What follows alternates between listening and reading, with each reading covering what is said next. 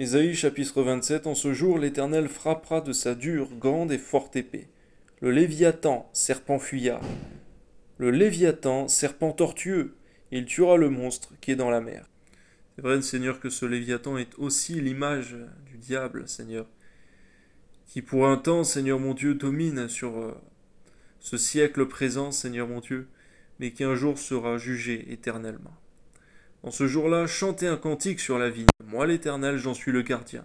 Je l'arrose à chaque instant, de peur qu'on ne l'attaque. Nuit et jour, je la garde. Il n'y a point en moi de colère.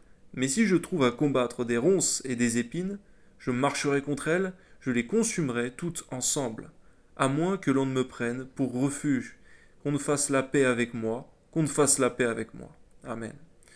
Dans les temps à venir, Jacob prendra racine, Israël poussera des fleurs et des rejetons, et il remplira le monde de ses fruits. L'Éternel l'a-t-il frappé comme il a frappé ceux qui le frappaient? L'a-t-il tué comme il a tué ceux qui le tuaient? C'est avec mesure que tu as châtié par l'exil, en l'emportant par le souffle impétueux du vent d'Orient.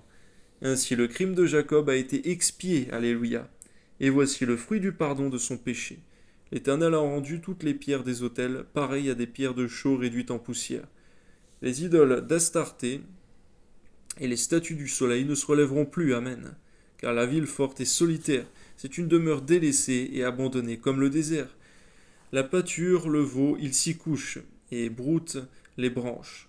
Quand les rameaux sèchent, on les brise, des femmes viennent pour les brûler. C'est un peuple sans intelligence. Aussi, celui qui l'a fait n'a pas eu pitié de lui.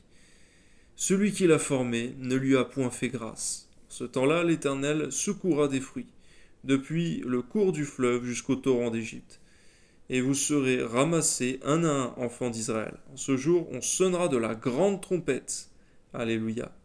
Et alors reviendront ceux qui étaient exilés au pays d'Assyrie, aux fugitifs au pays d'Égypte. Ils se prosterneront devant l'Éternel sur la montagne sainte à Jérusalem. Gloire à Dieu.